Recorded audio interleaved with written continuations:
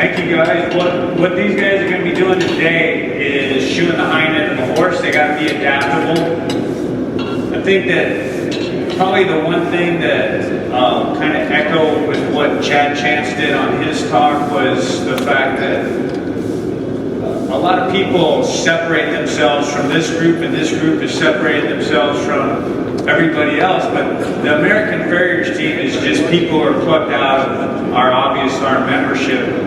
And I think that once everybody goes the same direction, and it's all about the horse, it's all about the betterment of the horse, everybody is doing the same thing. We've got, these guys put in an immense amount of time. They get reimbursed for a little bit of it, but once you, hard work and dedication will get you probably 90% of the way in anything. I don't care if you're a professional basketball player, if you're a farrier, anything. You can pretty much overcome just about any kind of handicap you have. If you're missing an arm, you don't have a mental aptitude for it, hard work will get you about 90% of the way. And then that 10% is when you're in with the sickos. They're the people who have the perfect body build, they have the aptitude for it, they have the work ethic, and they have the capacity to absorb everything, and they are a farrier. And it's like, a lot of people, when they make the team, they're like, man, I made the team. It's just like when you do a CJF. When you get your CJF, you're like, I made the CJF. That's just where the journey begins. And where you run into a lot of misconceptions on the team is once they get on the team, it's like you used to think you were fast. Like I can make a front shoe really fast.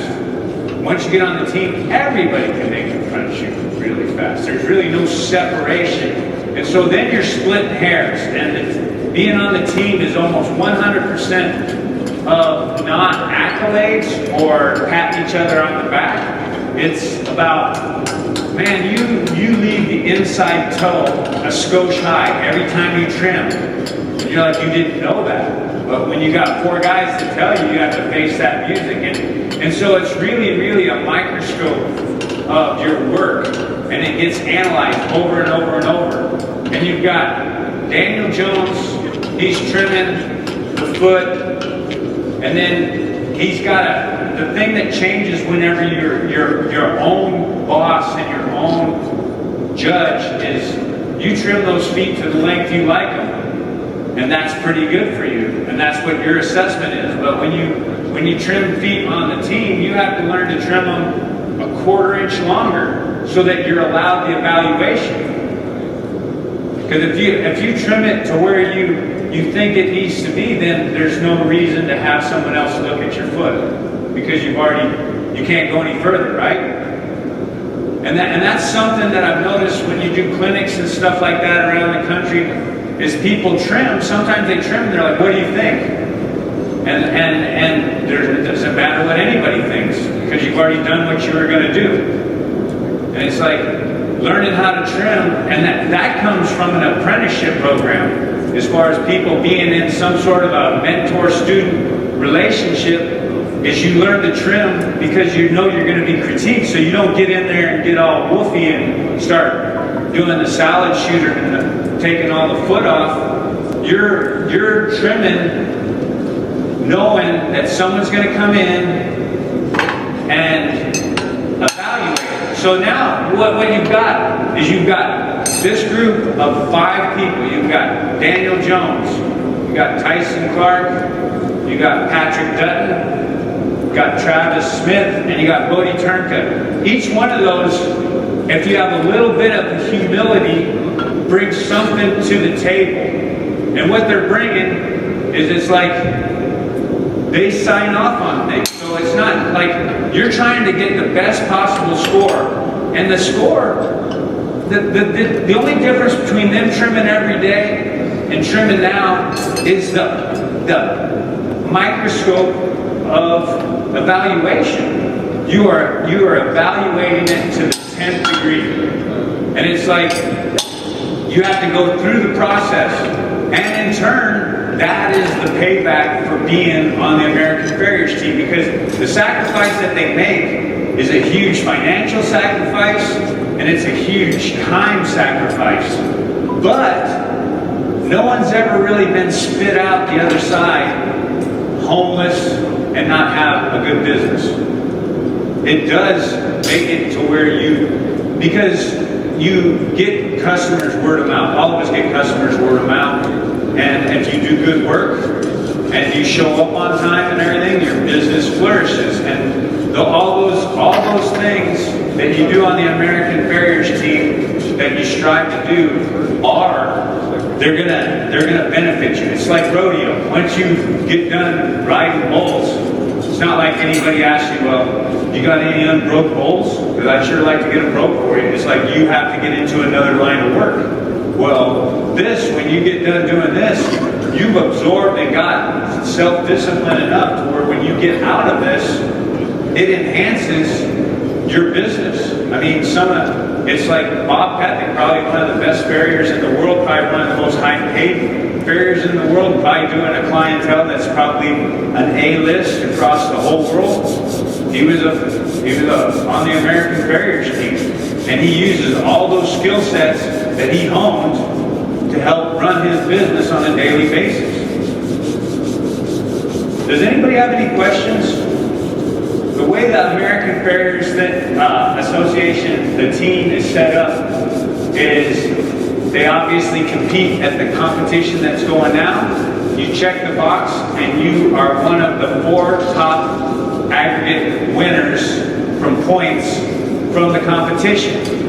When people do not check the box, the points just go down to the next person and the next person and the next person. So if you have 44 competitors and only 17 people check the box, then the first person that checked the box, he'll get full garnish of all those points. So right now, what they've done is they've prepped the foot, they look at it, all 3 of them by committee have looked at the foot, seeing what should and should not come out. We've got Travis, he's putting a bump in the toe, but Travis is going to make the shoe for that foot. And had he not been with these guys all year long, it might be like throwing lawn darts. Might fit, it might not. But when you know exactly what they're going to do, and they see the anatomy and they see everything that they're going to try and accomplish, his shoe should pretty much fit right on there. What they've done this year is they start off, obviously, what they want to do is they want to get a jump.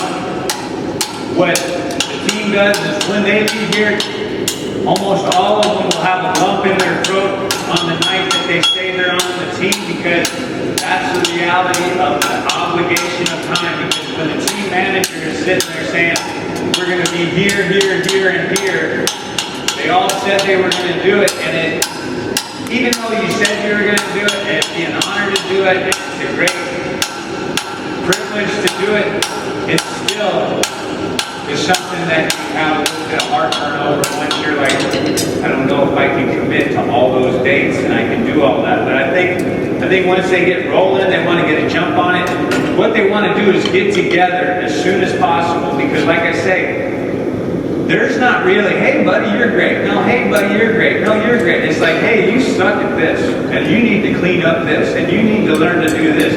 And a lot of people think that it's just making shoes. It's not.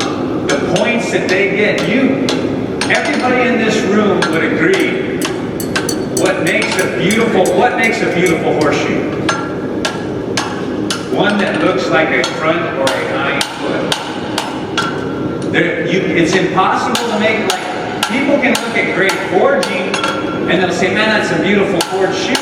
But what really clicks over the shoes that are beautiful and the shoes that are not beautiful is when you, the farrier, just can observe it and say, I see the anatomy and the mechanics of hind foot in that shoe. That's a beautiful shoe.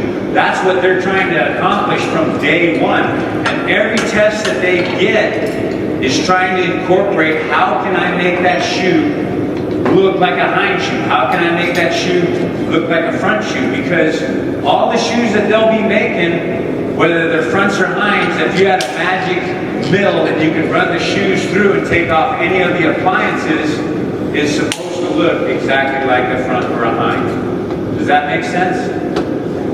So, if any of you are interested in doing this, the thing that you got to understand is that where most of the problems come on the team is obviously when people think that they're doing their part and they're not. And so these guys make a lot of shoes. You're not going to fake anybody. You're not going to just go to a lot of times people have been on the team, and when I say a lot of people, I'm saying me, because people have always said, Greg, have you ever been on a team with a bad team member? And I was like, yeah, I was the bad team member like 3 of the years I was on there. You know, I was the bad person, and through maturity and people ripping your head off, you get a little bit better and you learn how to be a good team member. But for the most part, it's not something that's conducive for Farriers is to be team members. It's like, we're individuals, we're entrepreneurs. We are chief cook and bottle washer. We do whatever we say and we show up and we do it. So then all of a sudden, you get into a team, which basically you have all the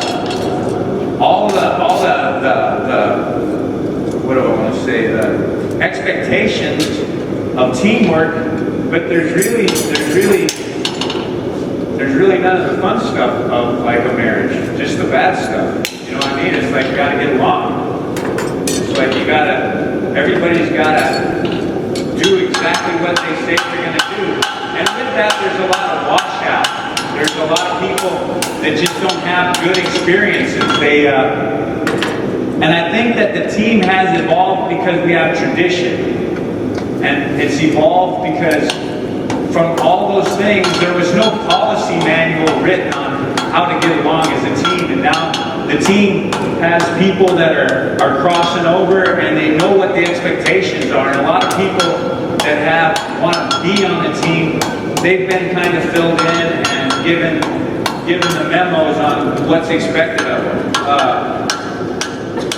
What they do, what they give back, and what they are is most of them are ambassadors for a horseshoe. You no longer are obscure when you've been on the team, so you're expected, whether you're in your area or you're at a function, you want to be the ambassador of the horse.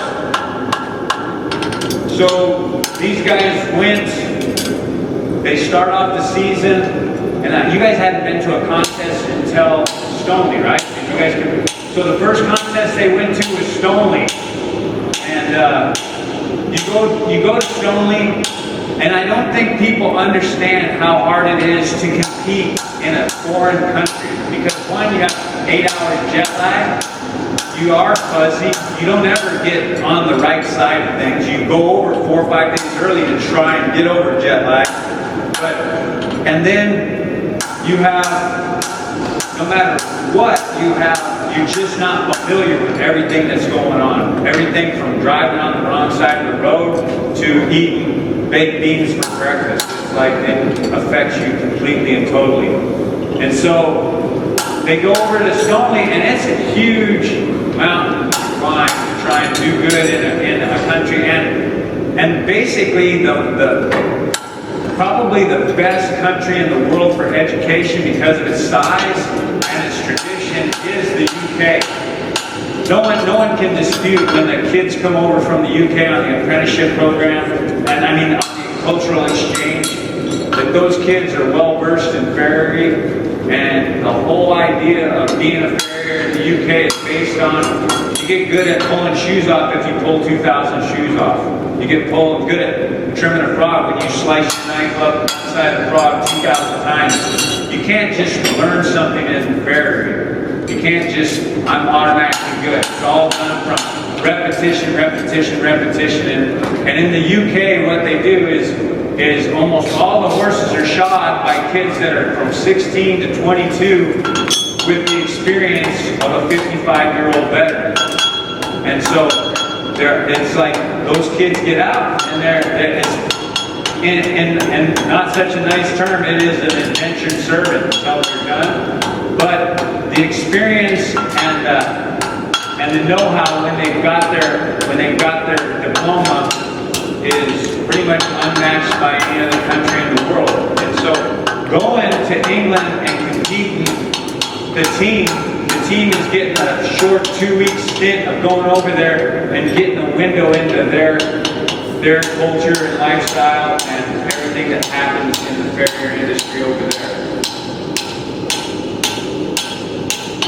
I think that one thing that we could see is when I was on the team and when we go around and shoe a lot of horses, the one thing that really opens your eyes from being on the American Farriers team is you shoe a bunch of horses that you have no history with. And I don't know about everybody here, but I like having that 3 or 4 shoeing history because I know the horse is going to kick me. I know a lot of things about the horse. When you're on the team, you're flying by the seat of your pants and you're flying blind a lot. So, and you don't get the reward of seeing the previous shoeing or the next 2 shoeings. You just are shoeing for here, now, and then. That could be good or that could be bad, but what I've learned from the observation skills that I had is that the right side of a horse is shod completely terrible to the left side of a horse as far as the whole world is concerned.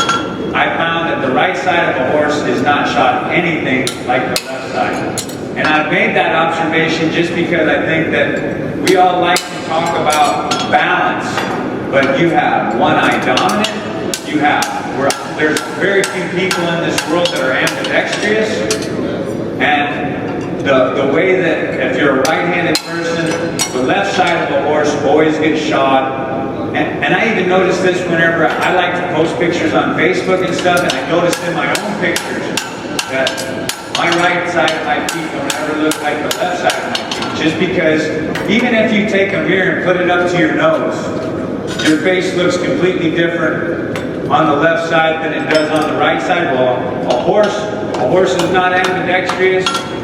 A human being's not ambidextrous. And what Patrick is trying to do right now is something that very few people try to do, is run that rasp to where it's a mirror image from the right side of the horse to the left side of the horse. And it's something that one of the few observations that I've made since I was on the team was that, and people can say, I don't find that to be true, but it doesn't matter it's just what I've seen. I've seen that the left side is shot way nicer than the right side.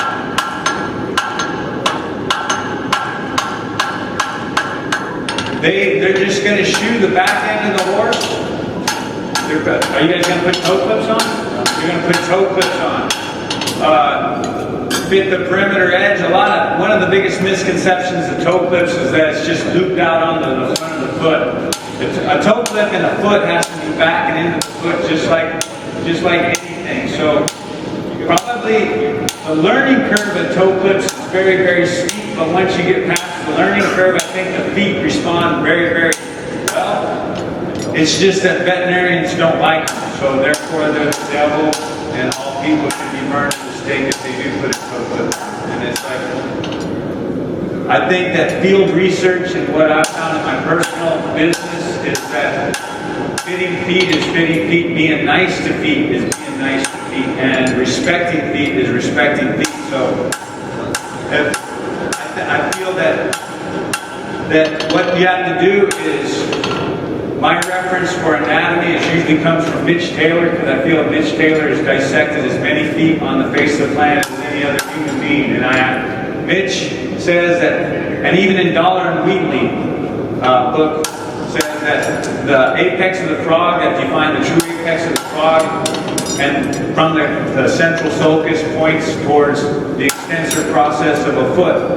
So you want your toe clip to be where the apex of the foot is pointing to.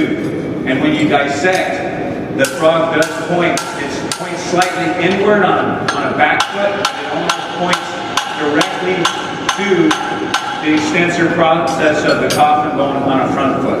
So those are good landmarks for us as farriers, because not every farrier gets to x-ray every foot they have. So those are good landmarks in the foot. So what they're going to try and do is the learning curve on a toe clip is you're trying to put your center punch mark exactly to where you have the asymmetrical shape you need to fit the outside and the inside with the toe clip directly in. You all right, Travis? All right. I think you should throw that in the toolbox and we'll start over. There we go. I got a lot of eggnog. There we go. So we've got the toe clip. What happens is the toe clip, you want the leading edge of a foot to be exactly where, there we go.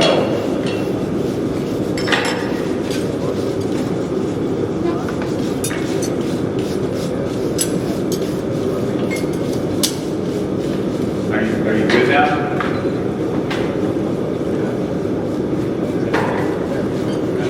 Like Chad says in his talk, the technology moves pretty fast in the farrier industry. About I would say four years ago, you had Justin Fry invented the sandbox. And now you got sandpaper. Now you've got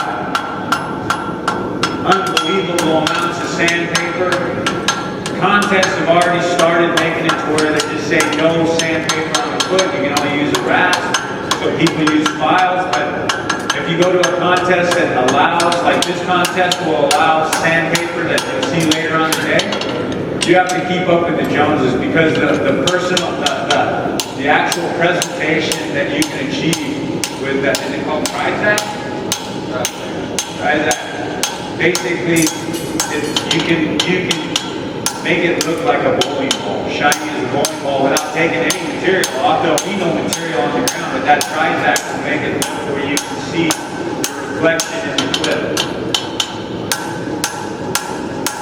If you notice, we didn't have any, you guys didn't use your nippers, did you? If you're a young person in here, one of the biggest mistakes you can do is trim a foot with your nippers. And then what happens is very rarely do you consider balancing the horse with your rasp. What you're doing with your rasp is trying to cover up your nipper marks.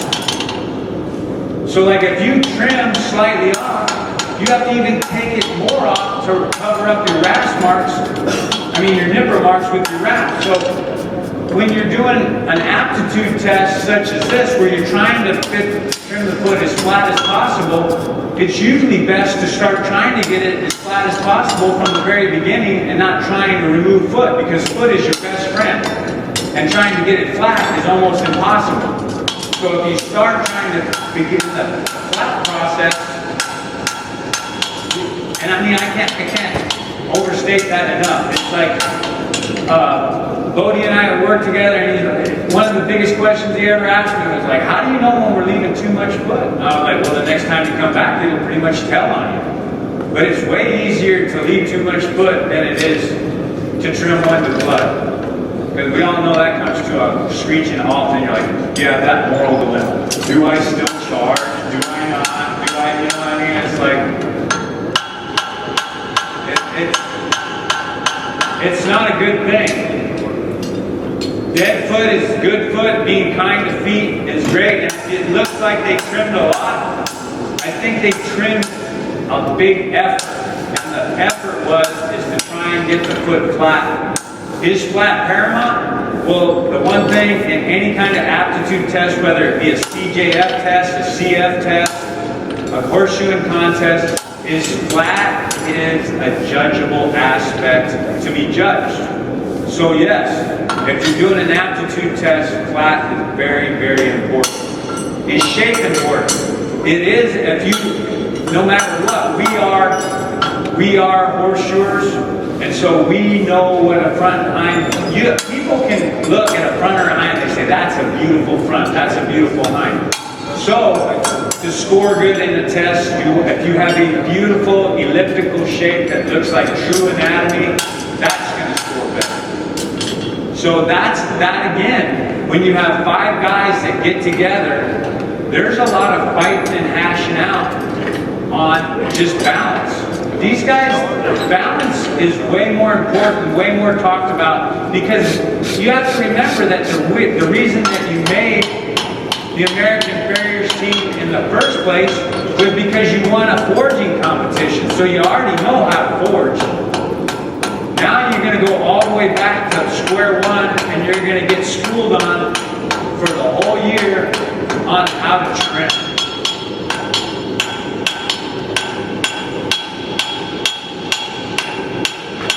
Cody's got the clip just about drawn, and then what they're doing is never passing up an opportunity to get to practice if they're going to put the convention heels on this, because it's a great opportunity, because they're going to go in just a little while to the fair. So why wouldn't you, huh? And this is a working horse, right? This is a rope horse. That's both ends. What's his name? Carl? Scarlett? Charlie.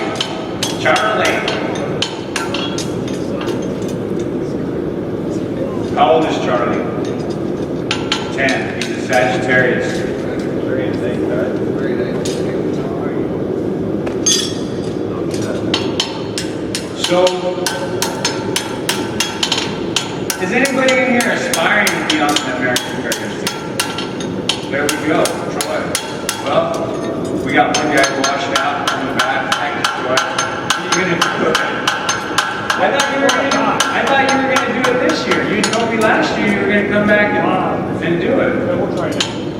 But you didn't even compete this year, which is discouraging. So, I got a lot of things on mind. All right. The team, what they did is they went to Stoneleigh. They competed. What they have is they shoe the side of a horse. They have the specimens. What they usually try to do is I know that everybody thinks, well, you have to shoe all 4 feet, but they very rarely move around. And the reason I prefaced it before, they usually stay on the corner that they get to stay on. And when I say that, it's hard enough for them all to agree what they're going to do and how they're going to do it. They can at least formulate a plan when they stay on the corner that they're assigned. And so the way the team usually works is the rookies get on the hind end. The reason the rookies get on the hind end is because hind shapes and hind feet are more characteristic and more normal and have a stronger medium than front feet. Hind feet all have to work through the wither. Hind feet rarely get to do whatever they want to do. Hind feet always push through the wither of a horse. They're the motor of a horse. And so almost all hind feet, if you have the same width, will be very typical. Front feet, if a horse stands with his head in the stall off to the left, he moves his leg out to compensate. Front feet, horses, if a horse just stands habitually with their head to the one side, if they have all kinds of mannerisms that make front feet less typical. So you have shapes on the front feet that are very non-traditional. So your more experienced members on the team, they have a little bit more of an uphill battle to shoe feet. And not only that, like I said earlier, very rarely do they ever see these feet before or after. So they're going blind. They're trying to shoot blind. And so they're trying to fit shapes that are non-typical. When you're a rookie on the team, hind foot is very typical, very more predictable. So the rookies on the team, usually you place them on the hind, and that gets them through that first season with that much less on their plate and that much less to worry about.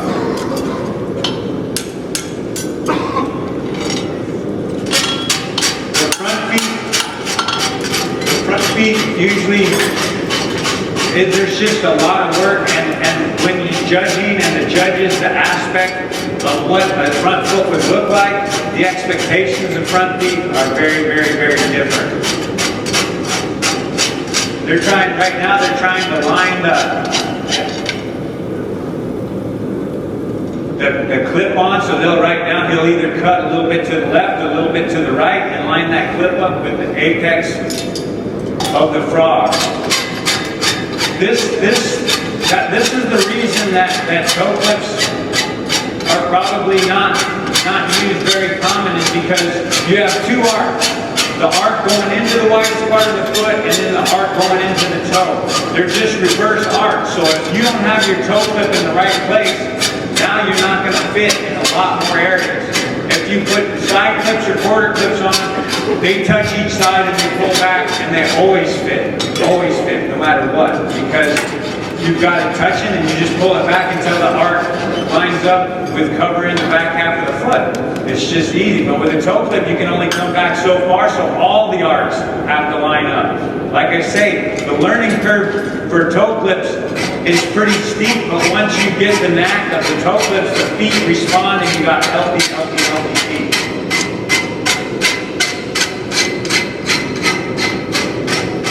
The number one reason that we shoe a horse is when wear exceeds growth. It's like the number one reason humans wear shoes is because your feet get tendered up, and it prolongs the fact that you can walk around for a lot longer. Like shoes keep feet up off of the ground. It's like it's the second reason, number two reason that we shoe horses is to help the imperfection in the horse's anatomy. Maybe make the feet a little more symmetrical, give feet a little more vertical depth, help the feet. And so those two reasons alone, they've not really come up with an economical and cheap way to replace a nail and horse shoe. It's like, and I come from New Mexico, and when people start hearing that they would cost $300 or $400 to nail a set of glue-on shoes, they just soon kill the horse and get another one and cheaper. I know that sounds, but it's true.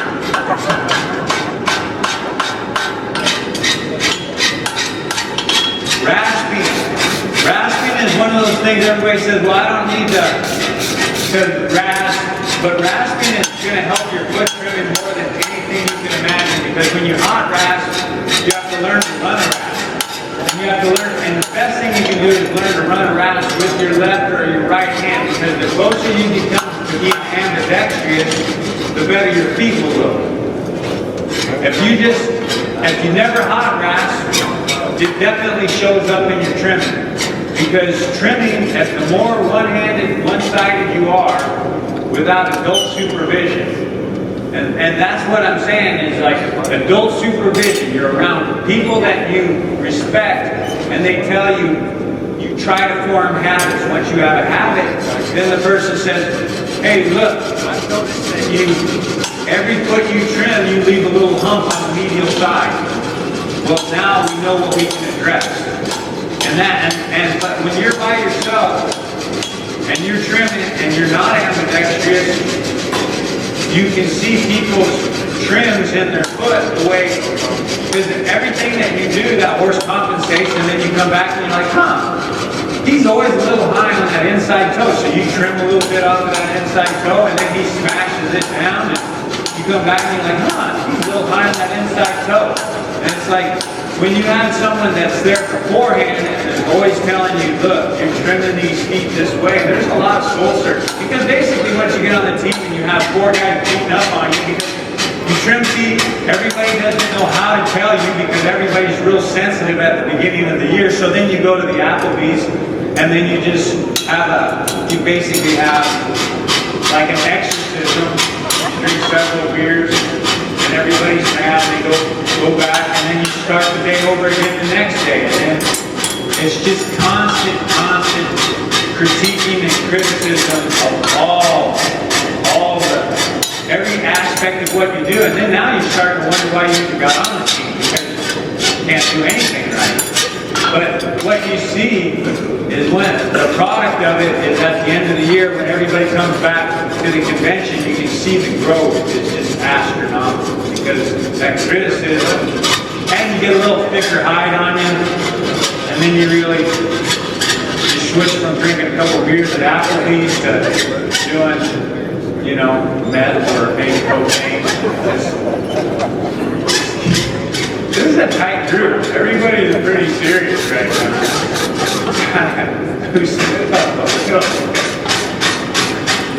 Does anybody have any questions?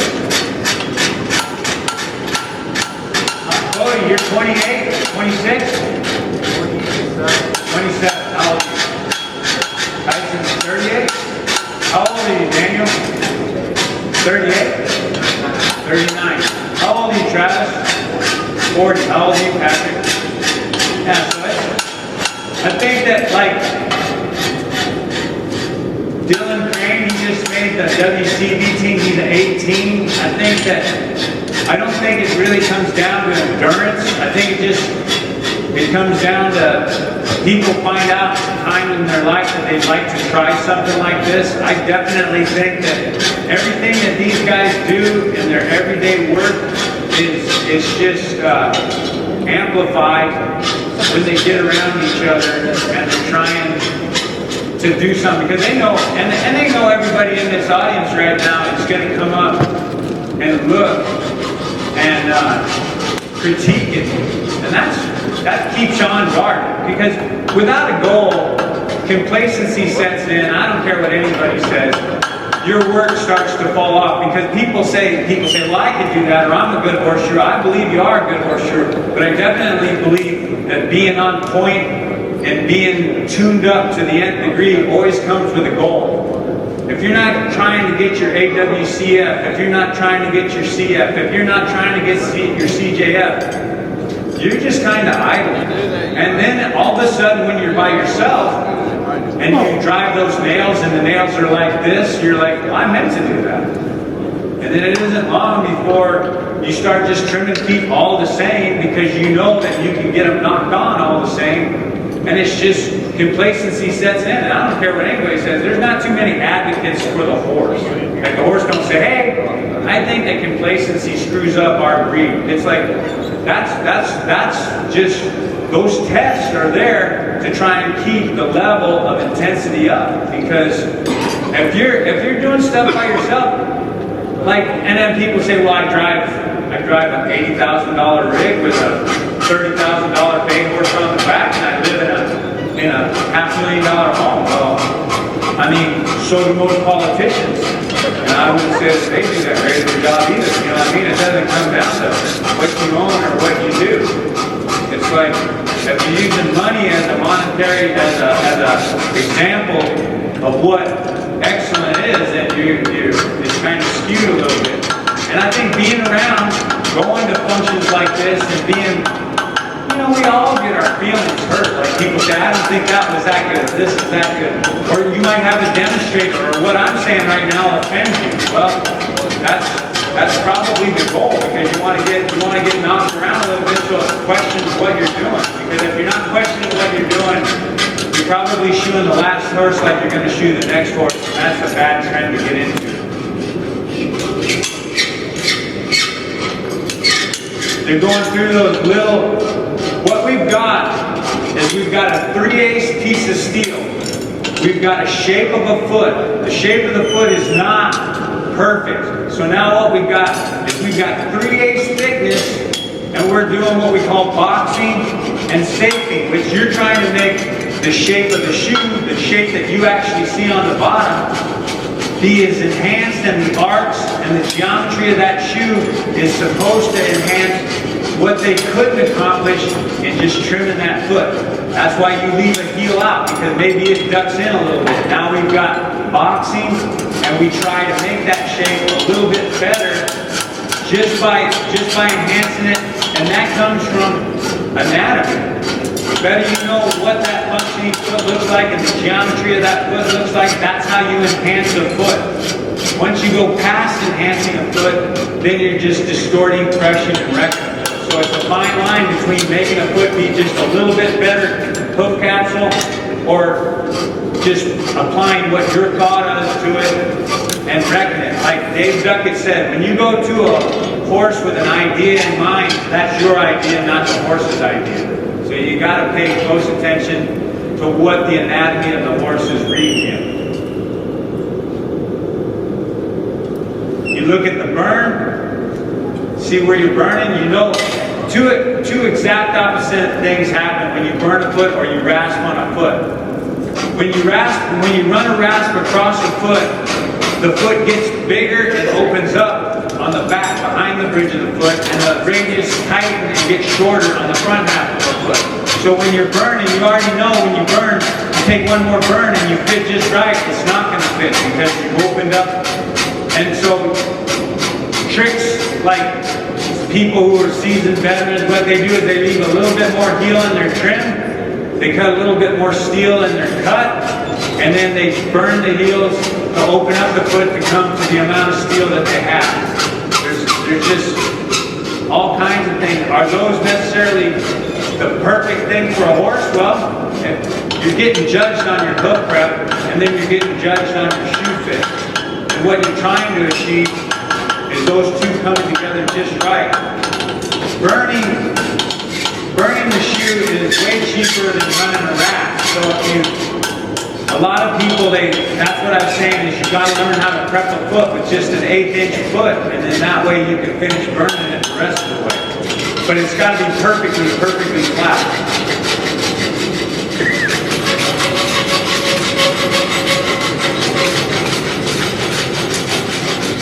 When you work on one of these vices, it makes you appreciate Gene Leisure's vice.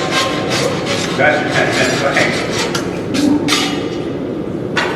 The equipment, a lot of people, the equipment that these guys are using, the horn, a nice round horn, the flat horns and horns that don't have quite a nice conical shape in the horn.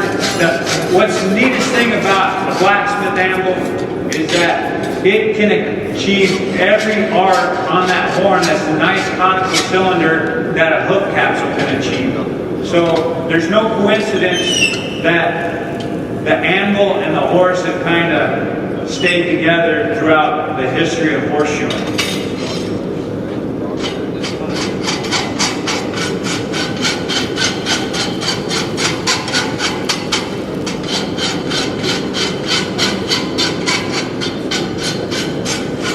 You have to get the clip in from the first, you want to get the clip in for the most part after that first trip so that you have the arc of the shoe, the widest part of the shoe be where the widest part of the foot is. If you let your clips keep you out in front, then you're trying to line up those two things or not line up those two things.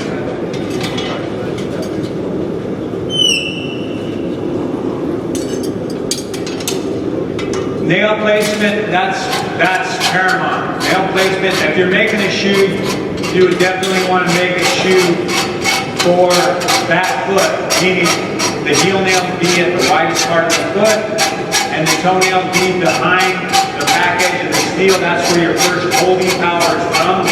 Keeps the shoe from getting twisted around.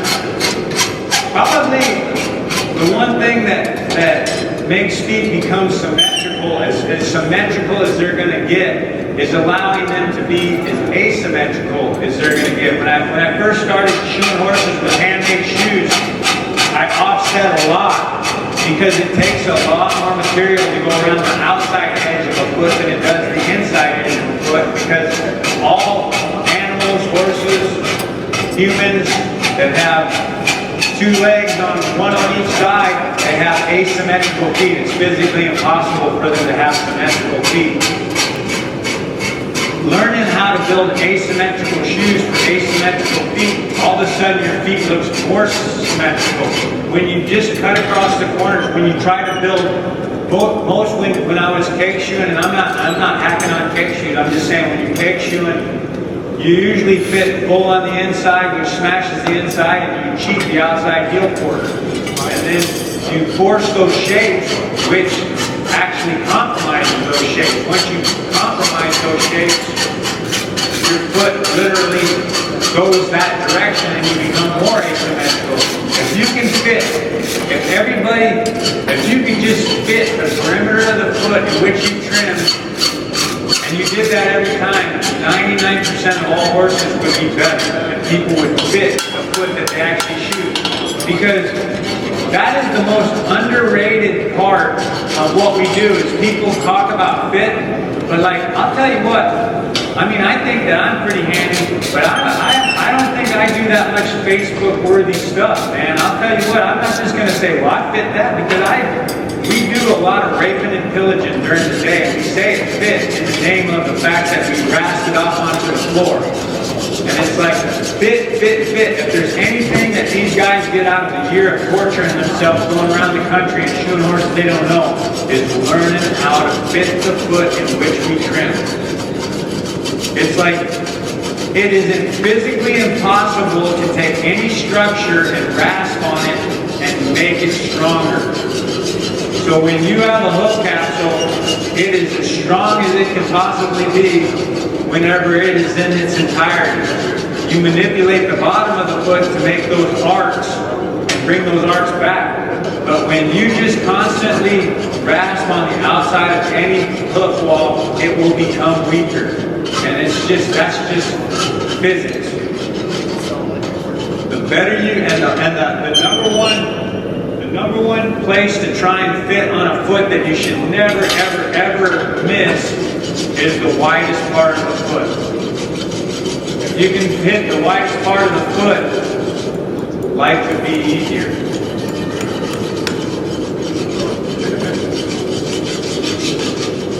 As you notice, Travis, being the senior member on the team, he relinquished his task of rasping to the youngest member on the team, which is Patrick. You kind of just start pointing and saying watermelon, watermelon, watermelon, watermelon, and just kind of making sure they're doing it right. After these guys went through the summer, Travis Burns puts on a really, really good contest in Virginia Tech, where it's all shoeing, team shoeing, and the team went there to Virginia Tech and competed. And then what they did is, after Virginia Tech, they went to, last week they went to the World Horseshoe Classic. They did really, really good. And the team concepts are getting to be a little bit more around the United States, to where we do a lot of stuff domestic now and not have to go over to other parts of the world to try and get the same education process. Because when you have international team competitions is probably the best learning, because these 5 individuals will filter out into our membership, and it affects a lot of people, a lot of horseshoers, and it makes the standard go up for everybody.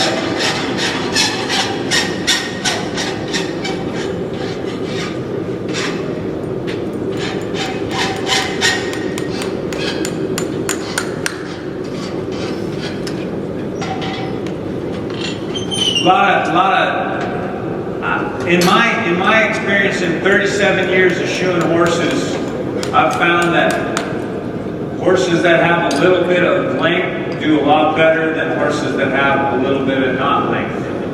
Horses that are a little bit short are never as sound as horses that are a little bit long. I've found that, I think that in our industries, I think that we start the day trying to build feet and build nice feet.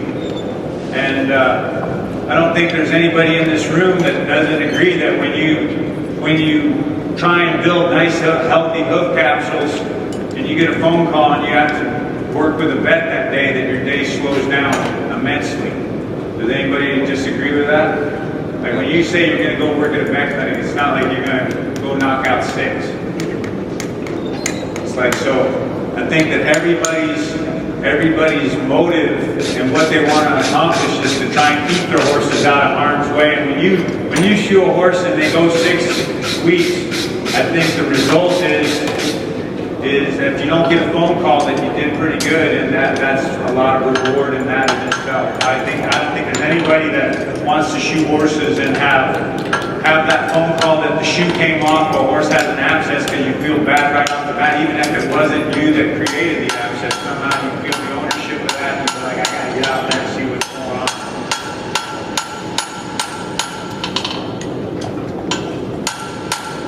Trying to get a good fit, you fit full, have your nails punched coarse enough to where you can nail. One of the things that destroys feet more than anything is nailing into hoof wall. You want to nail behind hoof wall. If you nail into a horse's foot constantly, you create cracks and fissures in the foot and it destroys the foot. If you can nail behind the hoof wall, you create a way better because you're poking one hole through the foot instead of just putting a giant crack into the foot. One of the ways that you come behind the hoof wall is having enough vertical depth to where you're allowed to come behind the hoof wall. A horse relies on a certain amount of distortion just to make up for their lack of perfect conformation. So the top half of the foot is fairly attached tightly to the coffin bone, to the lamina, and when you get down to about the bottom 2/3, it starts to distort to make up for any imperfections in the horse's conformation, toed in, toed out, cam forward, cam back. And so you want to rely on a small amount of that distortion to where you can nail on your shoes. Like anybody who's lost a shoe 5 weeks into a shoeing and they just want to get the shoe nailed on so they can go to a horse show that weekend, you can go into the barn in the dark without having any lights on and nail that shoe on because you know you got plenty of dead foot. You can just spike them up there. But you come behind someone who over-trimmed a foot, now you have to be very delicate on how you get the nails in the foot because you have no vertical depth to work with. And so vertical depth, dead foot, whatever you want to call it, is always our friend. And it's like, I do this everywhere I go. Everywhere I've been around the world, I was wondering if we'll take a survey. If you have messed up, how many people in here are farriers, working farriers? How many people will take the widest part of the foot, which would be right about where the heel nails. And I'm not trying to catch anybody in a bad way because I've done it myself, but how many people in front of the widest part of the foot have trimmed a horse too short? Got blood. How many people in this room, more times than not, have trimmed the back half of the foot and gotten blood? I've never been anywhere in the world where people raise their hands for the back half of the foot. Because the second that you get out of your truck in the morning or your work van, society, veterinarians, trainers, everybody beats you up from the time you open that truck door till the time you close that truck door to trim the foot as short as humanly possible. No one ever tells you to trim the heels as short as humanly possible. So farriers want to make a good living shoeing horses, but if you want to make a good living, the time you open the door till the time you close that door, they tell you to trim the toe as short as you possibly can, because that's the sign of a good farrier. But no one would ever do that, because if you have a bone infection, you have a dead horse. For the most part, most horses don't overcome that. There's a few with good animal husbandry that do it good, but if you have a quarter crack, you can have a quarter crack, standard bred or a salad bred can have a quarter crack for 5 years, bleeding, and it doesn't do anything. It might be lame, but it doesn't do anything. So we are always being mean to the front half of a foot, which has a boner in it. It has a bone in there. And the back half of the foot, collateral cartilage, plantar cushions, soft tissue, we treat like it's sacrilege to touch it. And it's like, we've all been forced to try and get as close to a bone as possible. And it's like, you have to be nice to the feet, let them grow vertical depth. Let them have a little bit dead sole callus in there. It's like, I've never been anywhere where people say, yeah, we trim the heels too short. Ever. And so society thinks that trimming toes fixes horses. And I've found that not to be true.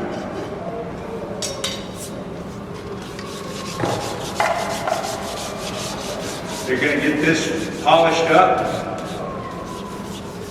And then you guys get the other one nailed on. How much did you guys both cut the same amount of steel? 12.5 inches. They bumped a little in the toe. What did you guys fit up with? K-12, Slim Blade 5. Sponsored today by K-12 5. Slices, dices, peels, makes wonderful julienne fries, and boy, does it catch fish.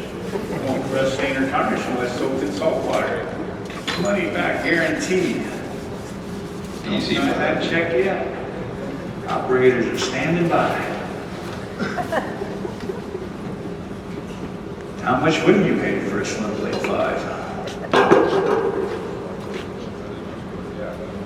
All right, so then what they'll do is these guys, they get ready for the classic, and then they come here, and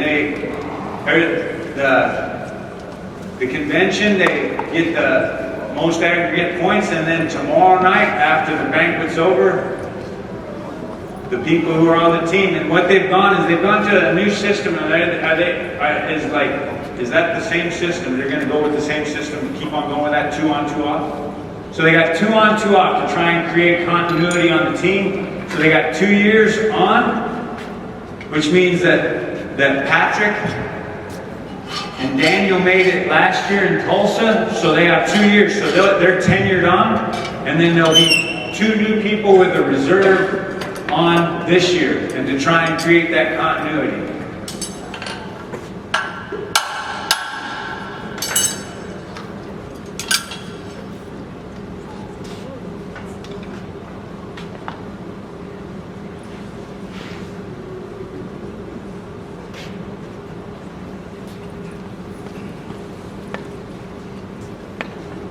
So then they, is this they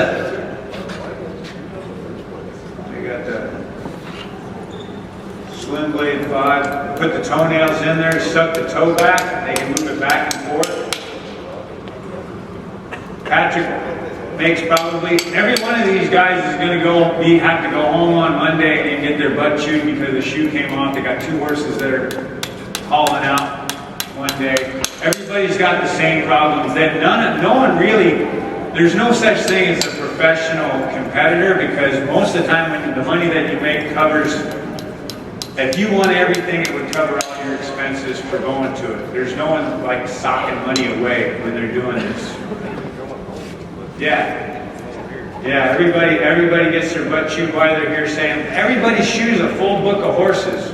And like I was gonna say, Patrick shoes a bunch of horses, a bunch of quarter horses, working cow horses and stuff in the Kansas, Oklahoma area. I think he might have migrated all the way to Oklahoma. But Tyson does a lot of show jumpers in Tucson area. Travis does the same, a lot of horses that are moving north and south. He lives in the Pennsylvania area. Travis is doing a lot of event and show and dressage horses. Bodie's doing a lot of working cow. And Daniel's got circus ponies and a couple, he does pygmy goats and mini donkeys because, yeah, if anybody wants to do zebras, Daniel's got it sorted out.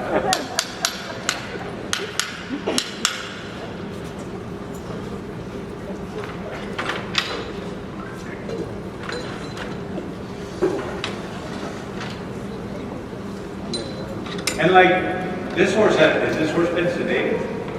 Hasn't. Charlie's had better living through chemicals.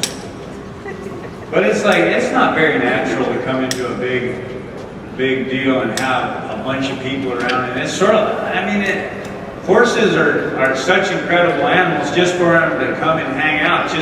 It's sort of like having a set of bad teeth and going to a dentist convention. You know what I mean? It's not a good deal at all. It's so, Horseshoeing for the most part should be completely and totally no angst, but it isn't. It is like going to the dentist. You know, you get told all the time, it's not going to hurt, but man, you could probably rip the arms right off that dentist chair. You know what I mean? Before they do anything. I think that's the way the horses are. And I think Charlie would have probably settled down if we would have took our time and not had to actually do something on a time frame. But when you got to do something at 9:45 and they're still not worked in and don't have a soft eye, I don't think it's going to work. So it worked out good.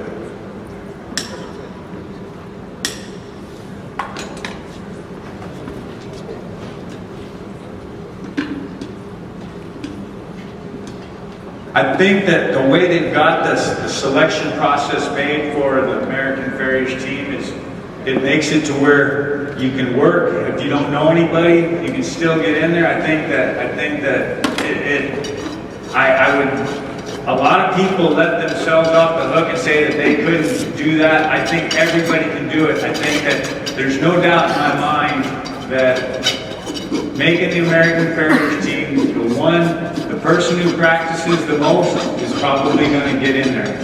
I think that it's hard work and dedication. You see young kids out there. It does my heart good to see all the young ones that were in the two-man draft and everybody competing here. It's like it happened overnight that, like, people, like, I'm old. Like, I thought I was in the middle of it all, and then one day you wake up and you're like, hey, let's go get a beer. And they're like, I can't drink yet. And I'm like, all right. 18 years old. Holy cow. Young ones. Not that I go drink a beer, but yeah, you know, I use a fun one. Yeah, everybody's been buying Craig Insure. I got bottles of Insure laying around the shop everywhere. But it is. I think that, like, there's everybody says, like, these guys are no different than everyone out there.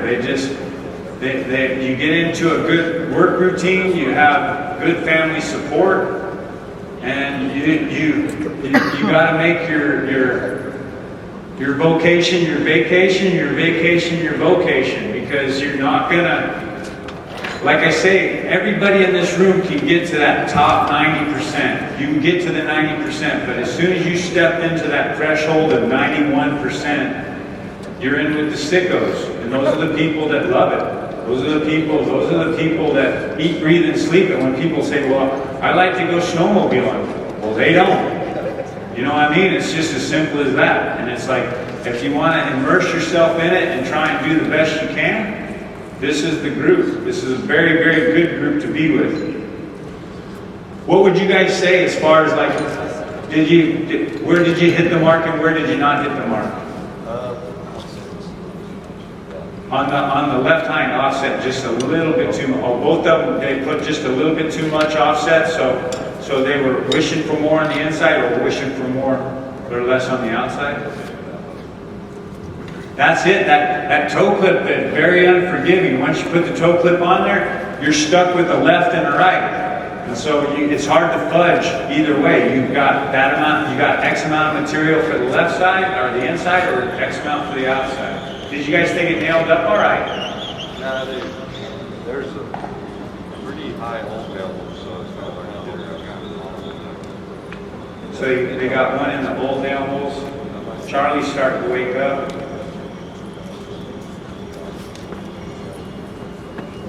I don't know if Charlie will let us, but if anybody's in here that would like to take a look and have a closer look at it, I don't know if they'll let you come over here and do that when we get done here, but $5. And so where are we at on time? You're golden. All right, we're golden. Well, look, thank you guys for coming and checking it out. Thank the American Farriers team. This is your American Farriers team.